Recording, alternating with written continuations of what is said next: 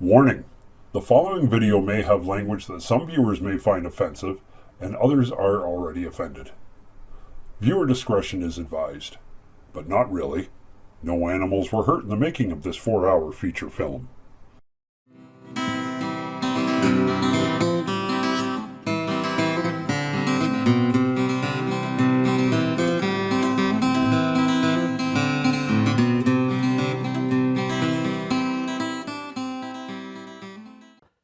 Today's guest is Grayden Laing, the only man who can run a media company, shoot a documentary, and still parallel park a horse and buggy better than most can even park their own car. St. Thomas, brace yourself. This camera guy is finally in front of the camera. Grayden, thank you so much for coming, man. Thanks for having me on. I wanted to flip it on you. Has anybody ever flipped this roll on you? Once or twice, but not that often. Yeah? No? Yeah. Okay. Well, shit, I wasn't the first one. All right, awesome. Yeah, good to have you in. Mm-hmm. I know we tried one other time and we couldn't make it work. So stuff happens and... car broke down. Yeah. I believe that was the issue. Yeah, I had all the pictures to bring in for you. And that's right. And yeah, I didn't actually ask you for pictures on this time. I just thought, you know what, we're gonna get in here. But so we were just talking a second ago, and I asked Grayden, I said, AI.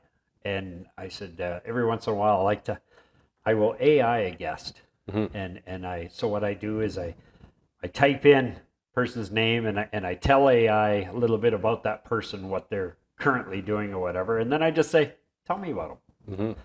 Sometimes I can say, give me a list of questions. Right. I already have that, not like the amount of questions I want to ask, but sometimes it throws out something like, wow, that I never even thought of that, right? Yeah. So there is some good parts to it. There's a lot of I found AA that no, that ain't accurate. You know, it's only going by. With my name being so unique, you're more than likely to hit on accurate information. Whereas with somebody who's a more general name, you might have stuff that kind of crosses between different people and whatnot. Yeah, and that's why, as we were talking, so I wanted to find out about your parents, right? The family history. The other one that came up, and we're going to talk about that furniture store. Mm-hmm. That was your family? The furniture store? Yeah. No, sorry. You know what? I think you're thinking of David Goodwin. Yeah, I'm thinking of David. Yes, because I remember just reading that one on here. But you're both in that Union Sparta area, right? So, no, not furniture store.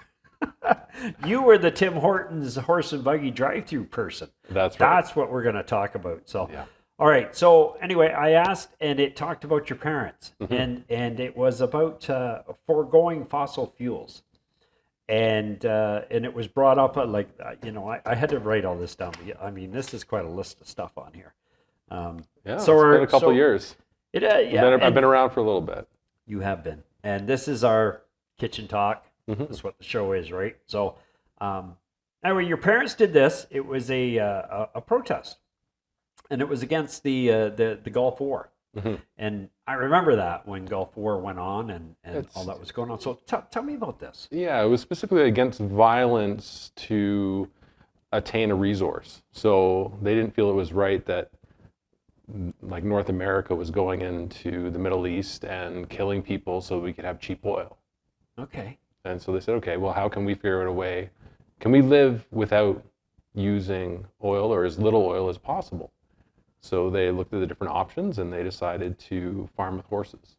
Wow. As well as get rid of their car and have a horse and buggy. And so that's how I grew up, was farming with horses and traveling with a horse and buggy and bicycling around. So before that, they were like, they had their car, they had regular people? Yeah. Like just every day, here we are, and gave all that up? Gave it all up. Wow. How old were you when that happened? Like, do you remember the car and all that stuff? I vaguely remember the car, but it was probably around when I was 6 or 7. Okay, so you were just a little baby. Yeah. Yeah, okay, cool. Now, you grew up in Sparta? Just outside of Sparta on a farm. Okay, all right. Yeah, just on Fur Ridge Line. Okay, so you grew up, so your parents were Quaker before this? They were, yeah. Okay, all right. Now, were they born here? Did they come, like, from the States? Were they from this area? So my mother's father...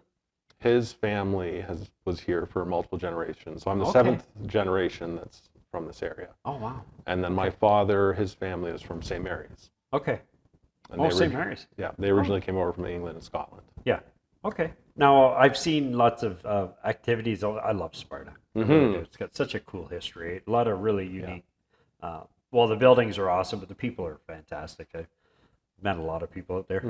Never been to the Quaker House, though. No, I've never been in there. Oh, I've it's a always beautiful gone by, building. and yeah, I've seen you in pictures and stuff in Yeah. there, right? But Yeah. that has a lot of history, doesn't it? Massive amount of history. Yeah. And it's fascinating too, even though, you think a lot of things don't change during your life, but even within my lifetime, like when I was growing up, like there wasn't even running water in the building initially.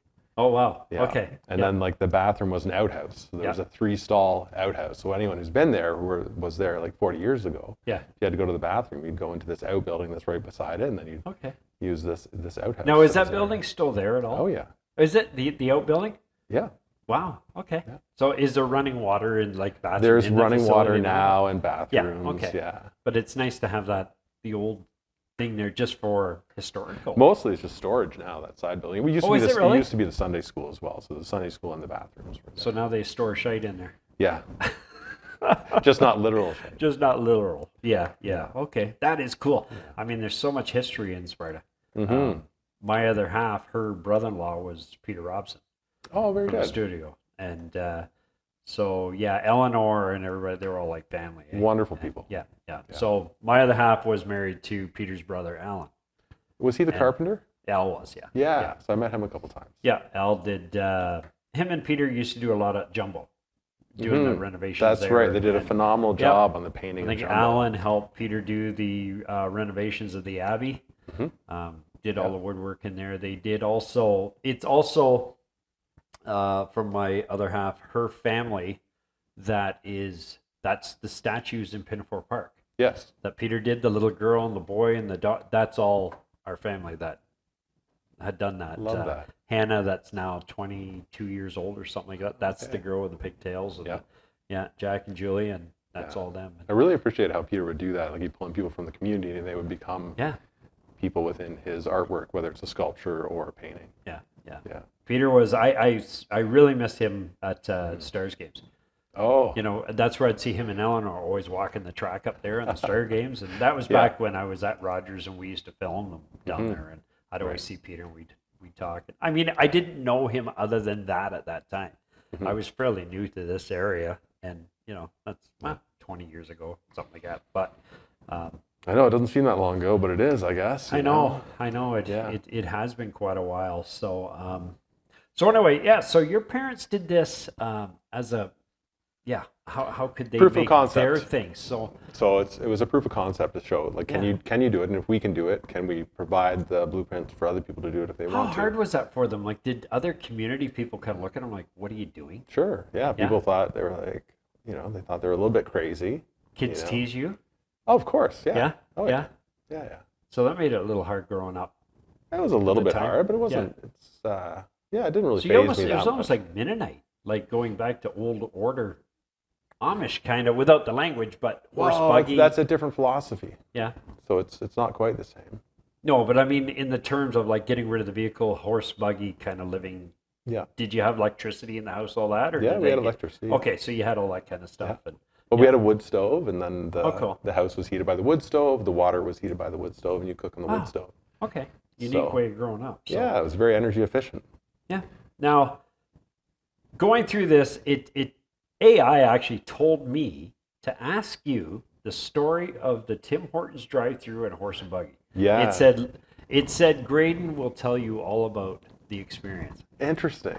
Yeah. I'd be interested to know how AI knows about that. I know. But so when I was growing up, of course, you'd take the horse and buggy to the school dances, you'd take it to Legends, and you would take it to Tim Hortons. But the difficulty with Tim Hortons is that it was based, I believe, on a weight system.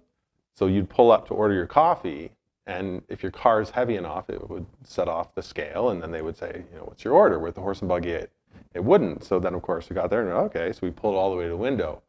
And of course, the reactions from the people that were taking orders in Tim Hortons when we pulled up to the ordering window and they didn't realize we were coming were priceless. Yeah. Yeah. They went, and you're out there with a horse. And I enjoyed it. I was maybe like 16 or 17 or something like that. that is cool, though. So, That's fun. yeah. So growing up, where were you going to school? Sparta School, Sparta School. Sparta Public School. Okay, I think we were there for. Is that like the old building that's down in town, or is that? It's the building that's now the French Immersion School. Okay. So it got transitioned over to just down by the French motorplex Immersion there, School. or the Yeah, drag the strip. Yeah. Yep. Okay, so that was just a standard public school.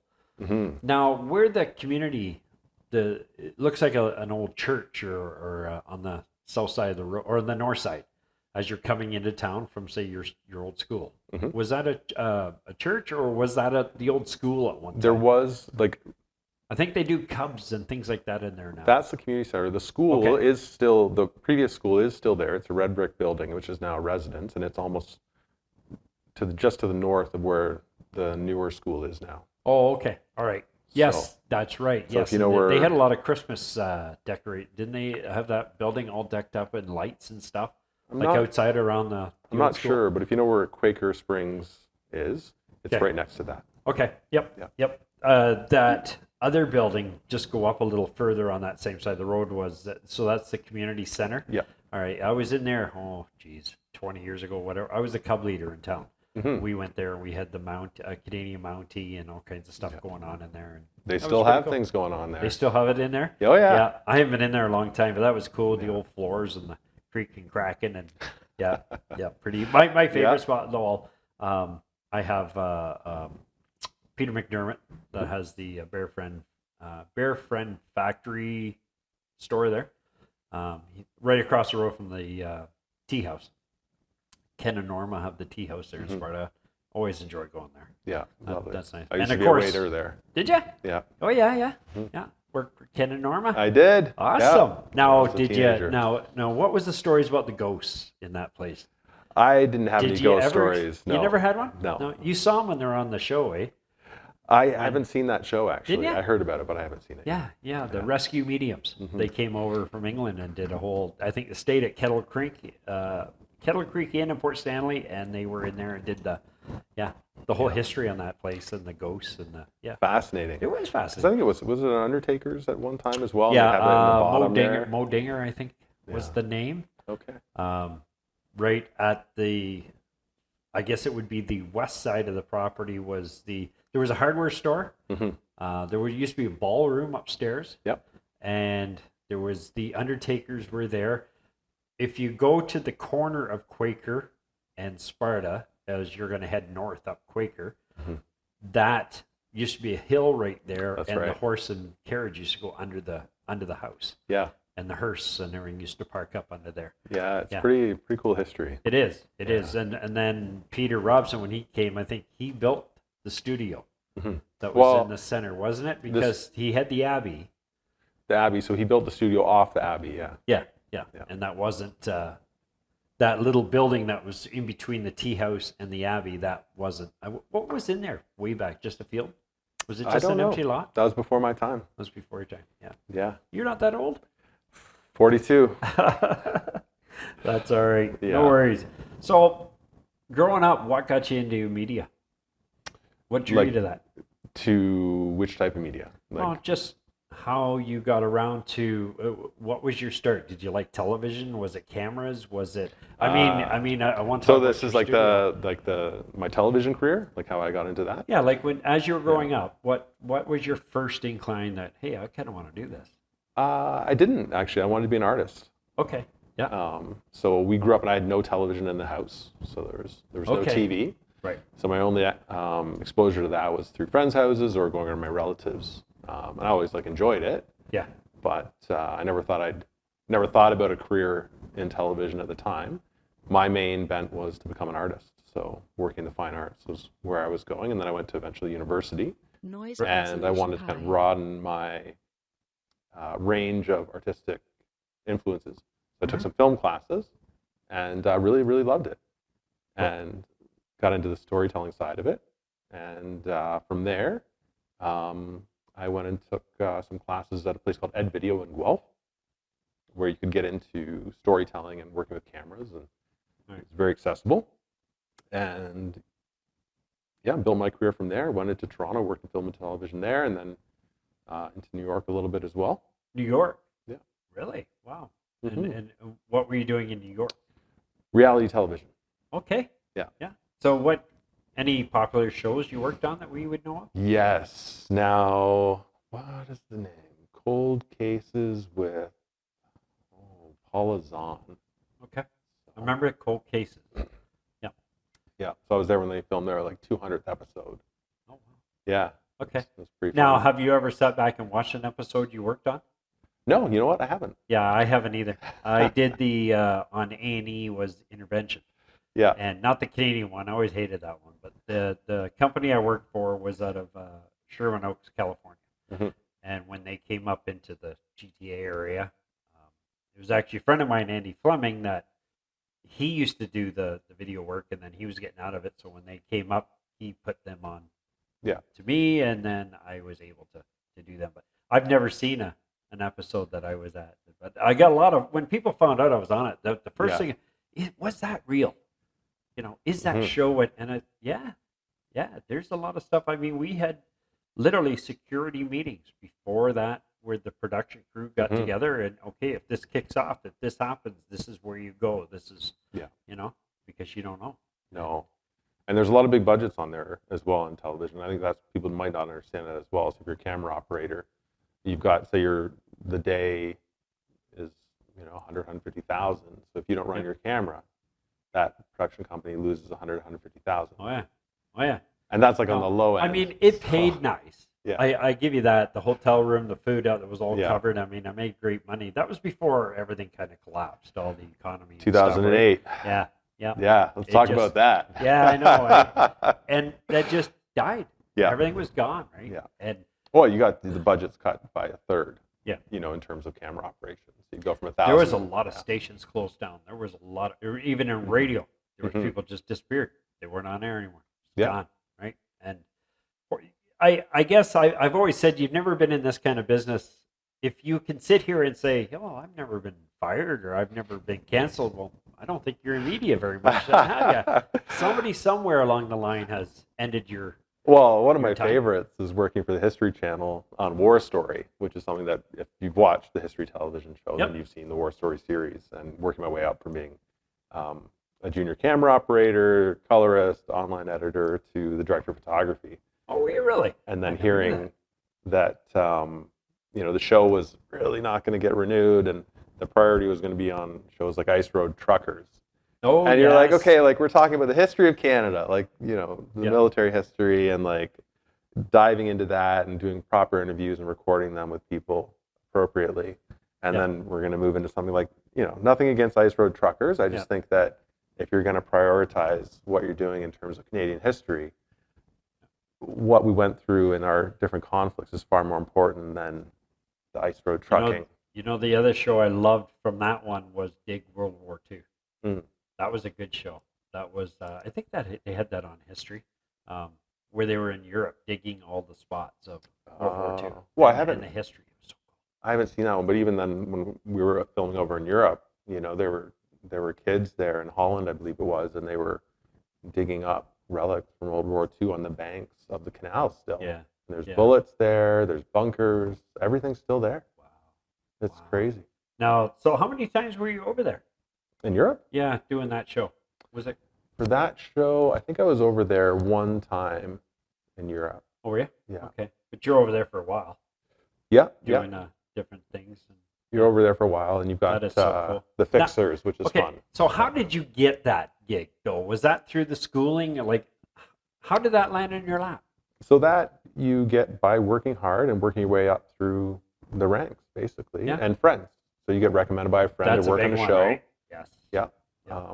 And like I was saying, with the budgets being so large, you don't really get a job necessarily from a resume. You get a job from a personal recommendation Okay. because the risk is so high to the production company. It's like if even one person doesn't do their job, Yeah. it can have a very large impact on the final show.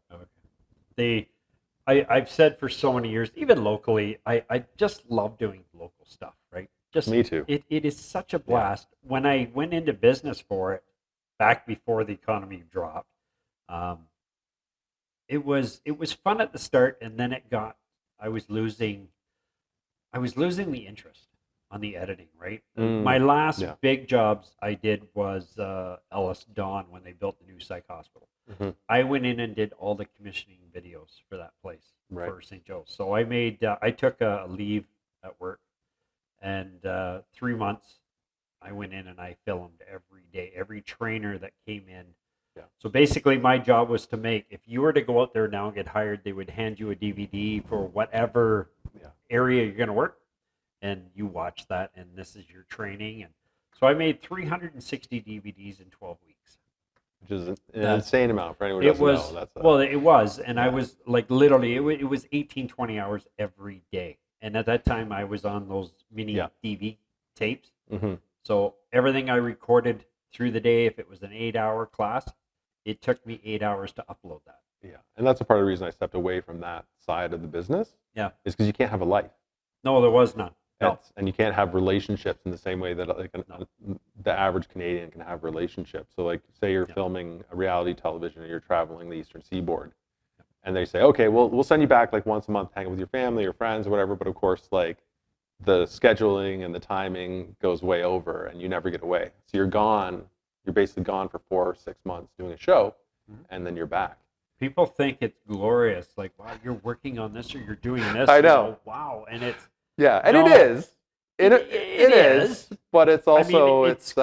uh, It looks awesome on the resume, and in Yeah. a way, but the people that you meet, that's the best part. that's what I loved. Yeah. The people that I have met along my journeys, like our sound guy on Mhm. Intervention was Tim Costin. Mhm. Well, Tim Costin was all part of with Ryan Dunn and the Jackass crew. So I sat up that first night when I met Tim. We Mhm. after our taping, we're in the little bar area of the hotel. We get pizza. We're Yeah. pounding beers back, and I happen to remember looked over. It was like 4 in the morning. Yeah. And I got a glow on, like, and we had to be back on set there at 6 a.m. hmm for a pre meeting that was going on. Anyway, I come walking in, and my producer looks at me, and he's like, "Holy crap, Tony, you look terrible." And I said, "Oh, I'm so tired." I said, "I got maybe an hour." yeah. And I said, "That Tim guy, though, he's such a hoot." And he said, "Well, you know who he is, don't you?" And I said, "No, I have no idea." And then he tells me, right? So I had to Google him, Tim Mhm. Costin. And I was like, "Oh, wow, that is Yeah. so cool." So I got to know him, and Mhm. from our set list, I have everybody's phone numbers, and every once in a while, I still shoot Tim a text, and we talk, and it's pretty cool. Yeah. But some of the stuff that you get to do, and you know, and that's why I always enjoyed even local stuff when you had things going on in the city, and you know, people are wanting to go over there, and you can go over and kind of get in the back door, and you get to talk to people. You know, if it's Yeah. a big artist coming in or something. I mean, there's been some pretty cool times that Very, I've had very in cool. the days that I was able to talk to people. Yeah, but now, so you're getting up there, but Mhm. artistry. Yeah. We have Lain Studios. Yeah. And you do commissioning paintings and things like that. Mhm. Now, AI was telling me a little bit about your paintings too. And What it- did AI say about my I- paintings? Well, very curious. it said about you growing up that a lot of your paintings were inspired by your life and the farm. Mhm. And that's what it said. So how does it know that?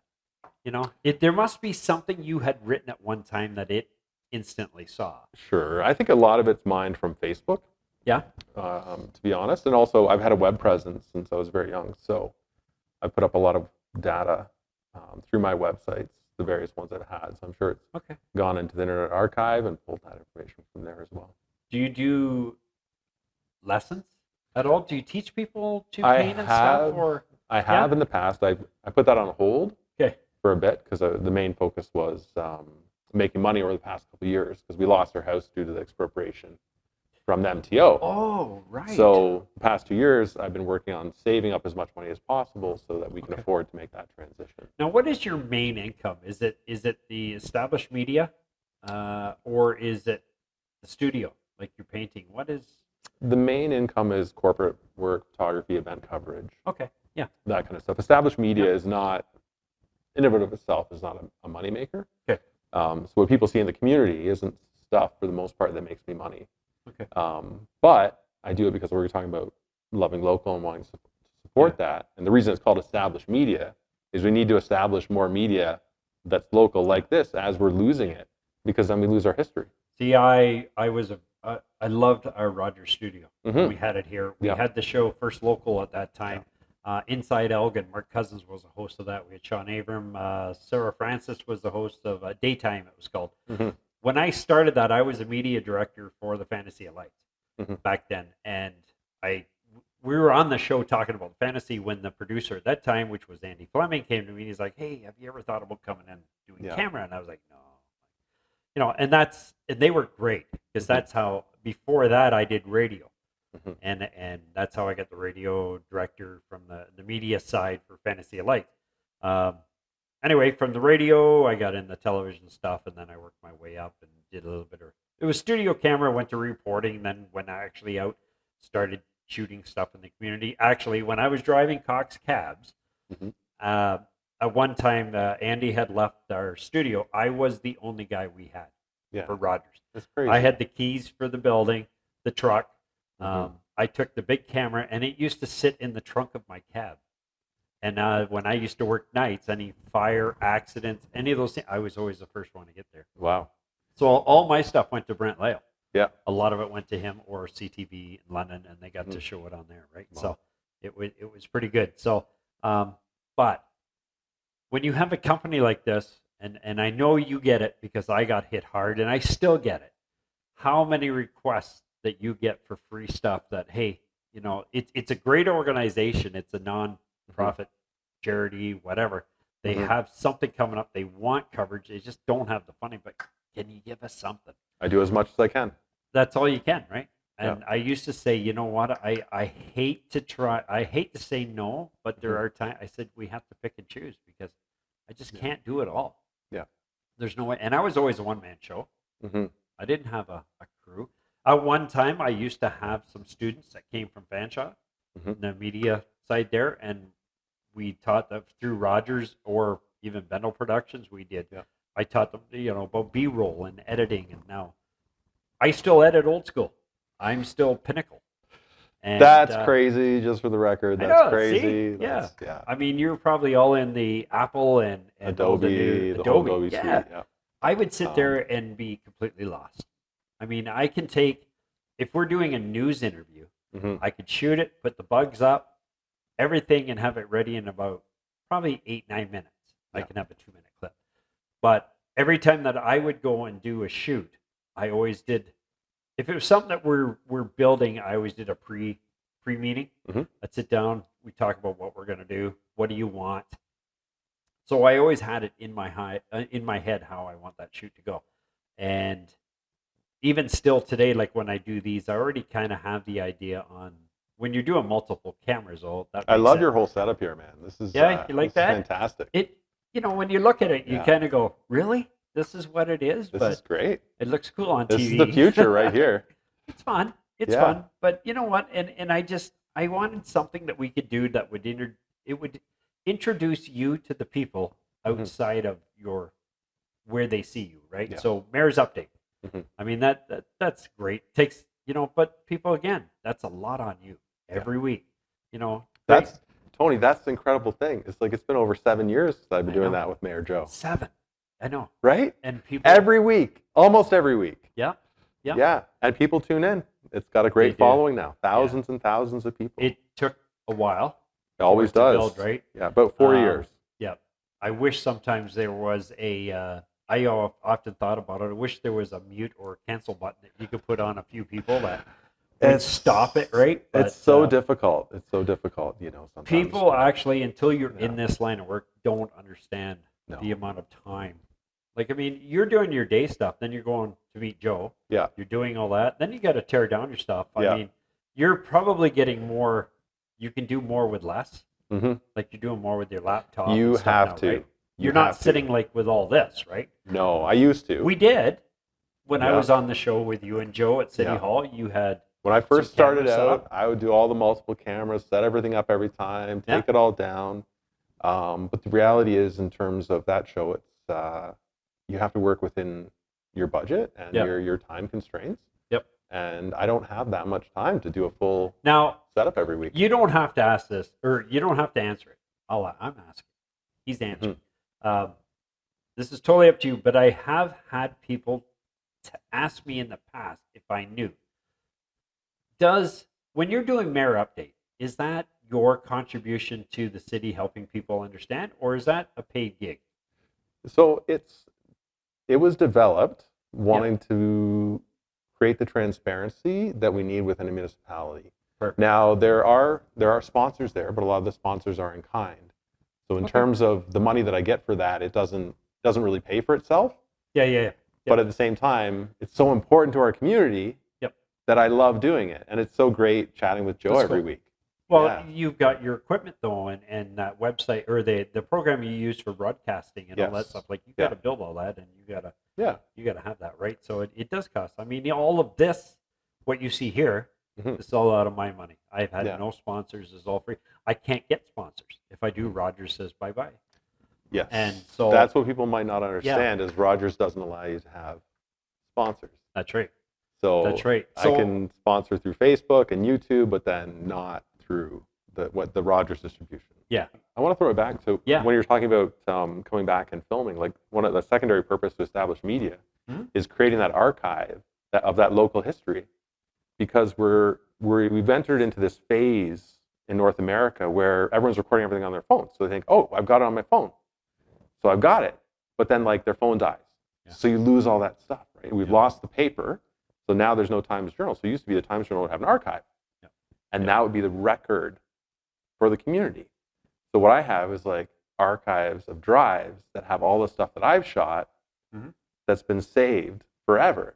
So that's a secondary purpose. So by working in the community, then I can shoot the stuff like you're saying when you're driving your cab and you're shooting the stuff as you're going. So I'm shooting stuff as well, and I'm archiving it all. So we have like a record of history of the things I'm at. I did say years ago that I wanted to take the time in my photography camera and just go each building one by one all the way down. I would love to do that. Did you? Yeah. I want to do that too. So I want individual. Do that and then paint them all. So that would be cool. Yeah. So one of my plans. God, you need gallons of paint. Yeah, that's okay. That's huge. One of my plans is to get shots of all the different corner stores in St. Thomas and then make little paintings of all the corner stores. That would be neat. Because they're fascinating. Yeah. Like as a visual person, as a photographer, as a videographer, if you look at all the different looks, from the Wellington Street variety to the ones that are out on Talbot, it's like Variety Store 1, Variety Store 2. Yeah. Yeah. And you got Wellington where you got Young's and then you got the other St. Thomas right beside across it. each other. I'm like, how do they make it work? I just said that. Boom. I just said what? that. How do they make that work? And then you just go down the other side of First Ave and now you've got the other Variety Store. Yeah. Wow. Like, what are they making their money on? That's what I want to know. How do they survive? I know. Anyway. And now all the liquor, but yeah. So I've been saying that for years. Cigarettes and liquor. Cigarettes and liquor. Yeah. That's my childhood. One by one, right down Talbot. Mm-hmm. But the other one I've always wanted to do is Roseberry Place. All those old mansions. Love them. Basically. The original one that was built by the mayor, Wellington and Queens, I think it is, right across the courthouse. That's Inverness House? Yeah. Beautiful. There's so many, I don't know how many units are in there now. 3, I think. Can you imagine that when that was originally built by the mayor at that time? Because that was St. Thomas back then. Right. That was in that area, which leads to West Ave Cemetery. And that's why I can tell you the 2 original graves in that cemetery. I can actually show you the original, which was Drake's daughter that died. And it said when I was doing... like Drake the singer? No, not Drake the singer. Can't think of his name.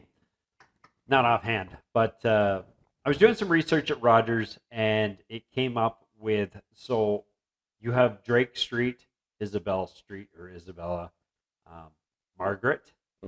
That is all from the Drake family. Now, he was the owner of West Ave Cemetery. He owned that from there. I believe probably Steve Peters is fuming right now because I'm going to say something wrong. But West Ave down to the courthouse area, that was all his farm. And when his daughter died, he said, where I read it anyway, was that he buried her on the most beautiful part of his farm. And that is in West Ave Cemetery, there's a little section actually just across, which would be just west of where Mitchell Hepburn is buried. There's 2 markers. Can't even read them anymore. You can see the one that says Margaret. That's the daughter, and then that's mom, the wife, and that was the 2 original. And then he donated that for a cemetery after that. So the original was the gates that are facing Sunset Towers off Sunset Road. That was the original entrance over in there, and then it expanded into the other side, and then went north. So it's a cool cemetery, but all of that. But that's why now when you go in the courthouse area, that's all the names of Isabella, Margaret, Drake Street. That's all from his family that used to own that area. Very interesting. So there's a lot. So going down all through Roseberry, you see all those places all around the courthouse. There's some marvelous old houses there. It'd be cool to get shots of them. Because you know what? Sadly, history, we lose these buildings. Look what's just happened recently. Absolutely. The fires on Talbot. Yeah. Yep. And when they go, it's pretty sad. But listen, all right. So let's wrap her up. I know we've been here for it's already been over 40 minutes. So doesn't even feel like it. I know it goes quick, eh? Yeah. So what do you see coming up now, Grayden? What do you want to do? Your goal for established media, like you just want to keep going? Are you content where you are right now, or do you have things you're working on that you'd like to get into a little bit of the past, a little more television stuff, or that's gone? So what I'd like to do now is develop more of the podcast type stuff that I'm doing, talking to more people. Yeah. Now, how many of those are you doing right now? Because you have stuff for the economic development, is there, or the business resource? Well, it depends what you call a podcast. Okay. Right. Yeah. So there's like the beehives that I'm doing, which are documenting. With Mike. Yeah. Yes. With Mike for Yarmouth Yards. He's a tall boy, that one. He's a very smart fellow as well as being tall. Yeah. Okay. Smash that button. That's right. I see that all. You smash it. Yeah. But that's another thing. We're documenting the entire build of the Yarmouth Yards industrial site, plus all the different developments that are going in around St. Thomas that help with all of that. It's incredible. And then the Elgin Business Resource Center. There's Business Buzz, so talking to different entrepreneurs from the community about what they're doing, and then taking information from that to share with other business owners. That's with Tara, right? Tara McCulley. Yes. She is the mastermind behind that. She's awesome, isn't she? She pulls all the stuff together. Does she? Oh yeah. Pulls the so questions you just come together. in and film and do that. I'm just there. But you put it together for them all. You do the editing and the whole thing. So I'll do the recording and the editing and chime in a couple questions here and there. But now, are you like me? Are you just by yourself? Like when you do this, or do you have? I was when I first came back. So Lain Studios was video, photo, art, animation, everything. And then I was like, okay, I need to kind of find a distinction between the media content I'm producing, and then in terms of photos and videos. So that became established media, and then art is the Lain Studios and art photography. So that's kind of a separate thing. Okay. Because I felt like there was kind of some confusion there, because I was promoting other people on my Lain Studios account. So then they're like, is that? And then I was like, I don't want people to think that that's what I'm producing. That's what they're producing. I just want to help promote it. So then established media is able to promote those people and those things, but there's no kind of confusion about who's doing what. Okay. So separating out. And then when established media started, it was myself and 4 other people who were like-minded in terms of telling the stories of the community. And of course, as time goes on, and as you know, there's not a lot of money to start out, especially in that stuff. So it's supported by your other endeavors. Okay. So they eventually were like, hey, the hours involved, the lack of money, it's we have the passion for it, we love it, but it's not, we can't do that right now. So eventually it just became myself running established media. And then over the past year and a half, there's another fellow, Robert Springett, who's been very helpful, who's helped me on a couple different projects, well, many different projects actually. Over the past year and a half. It is nice to have that. It's huge. That contact list that you can always call in resources if you have to, right? So, and then there's a variety of other people within the community, photographers, videographers, that I can call on and say, I'm doing a bigger event. And I can say, hey, we're doing this event. Can you help me out on that? And then I'm like, So I know there's some confusion. People are like, how many people do you have working for you? Because they'll see me at the event and they'll see me working with 4 other people, and they're a little bit confused. But mostly it's well, and you've helped out at Rogers stuff too, because I've seen you with Tim O'Neill. Yeah, the Tim is producer phenomenal. there, which Tim produces this show. And it's you're kind of out everywhere. But But- but this is why I came back to this, Mhm. is because it got to a point where I really wasn't liking what I was making. Right. I could feel it leaving. Like this is just work.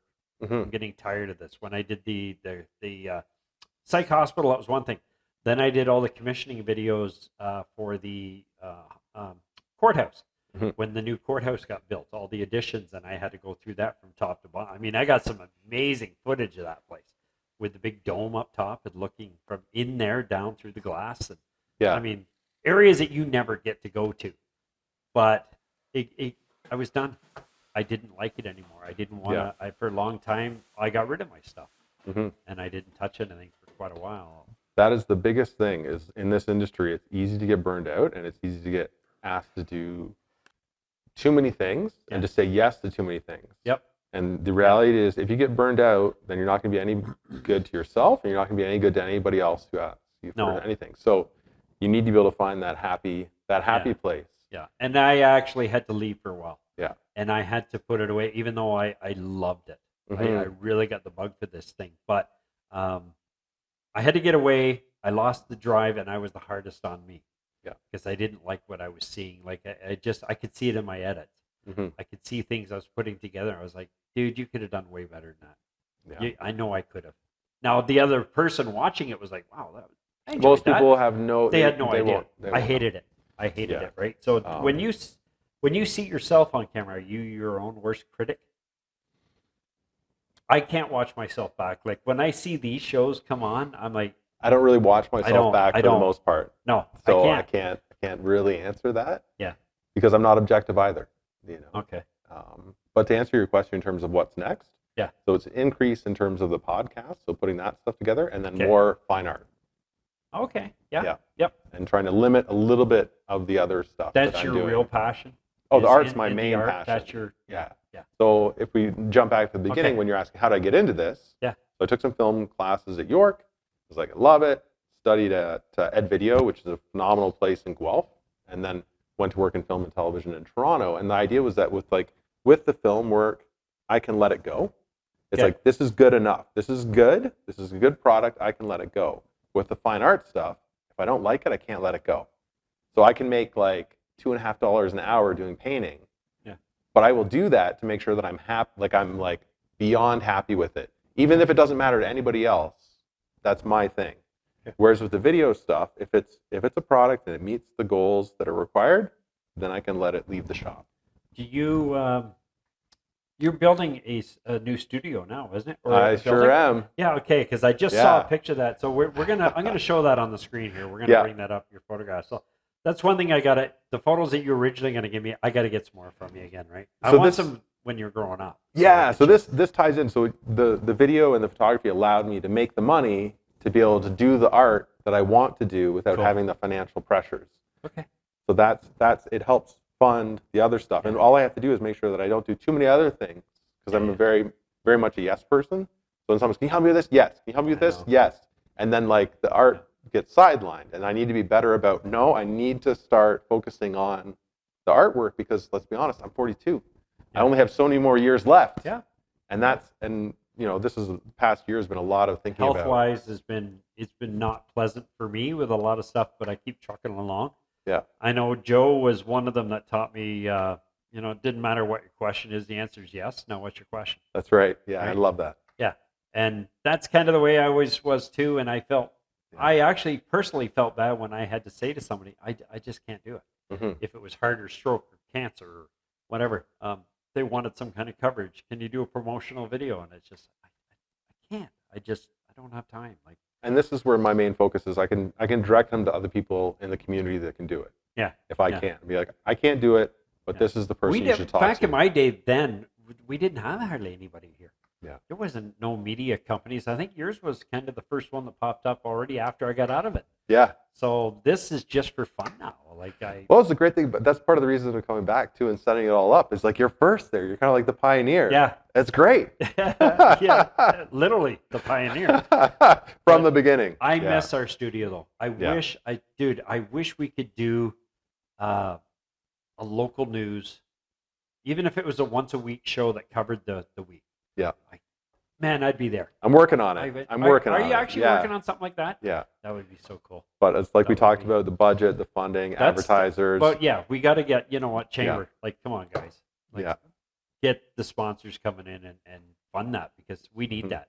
100% We need our agree. local coverage again, right? So, Yeah. All right. Oh man, there's so much more I want to do, but I can't think of it. There's too much stuff. Grayden, Tony, thanks for having me on. I so Good chatting with you. appreciate it. So, pictures. Send me the pictures. Yep. We're gonna get, when I get editing this, we're gonna get some good. I want some good pictures.